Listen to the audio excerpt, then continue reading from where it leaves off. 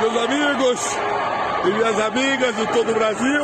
Tem uma questão para se avaliar desse movimento do Bolsonaro, que é esse namoro com o Temer, né? Ele traz a sua base de extrema-direita. Então, os nazistas xingam o Bolsonaro de traidor.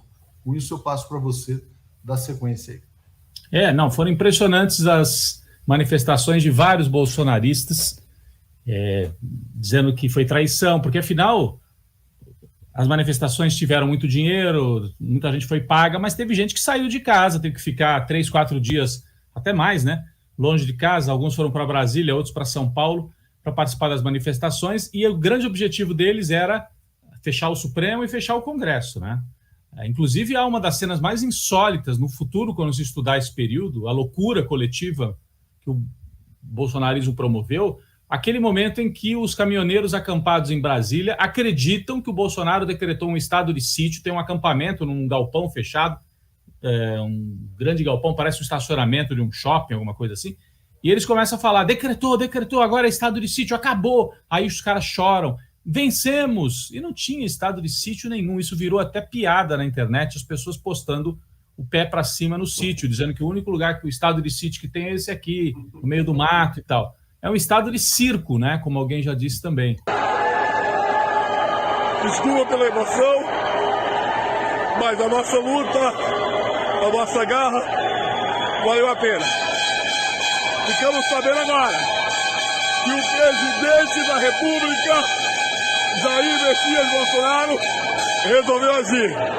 E, a partir de agora, o Brasil está em estado de sítio.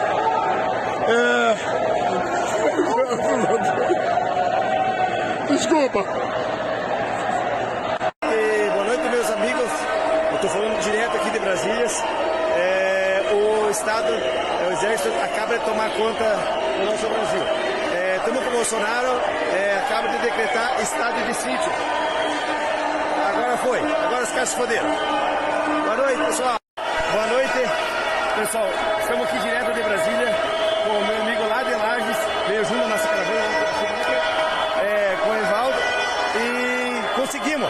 Fizemos parte dessa. Conseguimos estado de sítio. Vamos tirar os vagabundos de lá, conseguimos tirar os 11. Nós fizemos a nossa parte, viemos para Brasília, levantamos o cu da cadeira e viemos para Brasília fazer a nossa parte. Está aqui, estamos na concentração, participemos da história do Brasil. Nós conseguimos, gente, conseguimos, e passo essa notícia para vocês. Não é estado de sítio, é um estado de circo. Então, houve um curto-circuito mental promovido por esse recuo do Bolsonaro. As pessoas esperavam o programa máximo dele, que era fechar Congresso, fechar Supremo, prender o Alexandre, matar, invadir, e tem um discurso radicalizado, e 2 dias depois ele volta atrás e diz que o Alexandre é um importante professor. Então, isso gerou um curto-circuito forte nas bases de apoio dele. Eu acho que uma parte ainda acaba comprando, né? Tudo bem, é um recuo porque ele precisou, veja bem, uma parte. Mas eu acho que a cada vez que o Bolsonaro avança ameaçando romper, depois recua, ele perde pedaços da sua base. Como ele já perdeu um pedaço na saída do Moro, quando o Moro foi embora, ele perdeu aquela parte do lava-jatismo, né?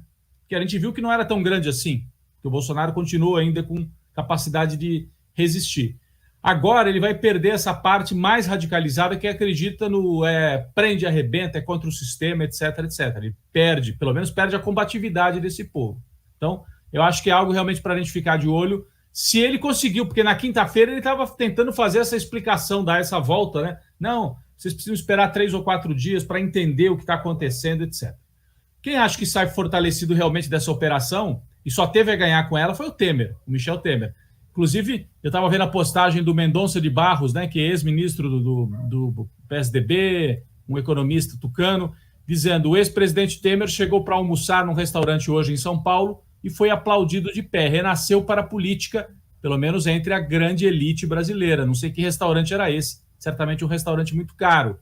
Então, o Temer fez uma operação que limpou, entre aspas, a imagem dele junto à elite. Ele passa a ser o maior despachante dos interesses da elite brasileira. E nós temos que observar isso. Agora, eu fico com uma dúvida, Léo, só para antes da gente avançar para outros temas que eu sei que virão aí. O papel do Supremo e do Gilmar Mendes, né?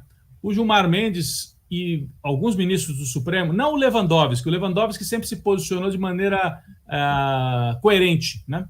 Mas o Gilmar Mendes estava do lado da Lava Jato, depois foi para o outro lado e cumpriu um papel muito avançado, dando a cara a tapa para cancelar as condenações do Lula e trazer o Lula de volta ao jogo. Ele cumpriu esse papel e, no caso dele, inclusive gerou problemas dele com a base, né, de direita no Brasil. Ele ficou visto quase como um cara que traiu e foi para o lado do Lula. Por que o Gilmar Mendes e a turma ali do Supremo aceita trazer o Lula de volta, né, cancelar o que eles tinham feito? Me parece que eles naquele momento, estavam com medo. O Lula era o único personagem para barrar o Bolsonaro. Aí, será que a avaliação é: deixamos o Lula forte demais? Agora precisamos reconstruir o campo da direita? Senão o Lula ganha talvez até no primeiro turno, e aí eles saem a campo para tentar construir, né, efetivamente essa alternativa, que não vai ser o Bolsonaro. É uma leitura, eu ainda não consegui entender bem o que... Não, eu acho que é exatamente isso, Rodrigo, e é o que está sendo dito aqui, olha, pelo Jorge Luiz Gouveia, que mandou um super pix, está dizendo: a carta temerosa de arrego do Bozo é estratégia para arrebanhar os votos do bolsonarismo para a terceira via.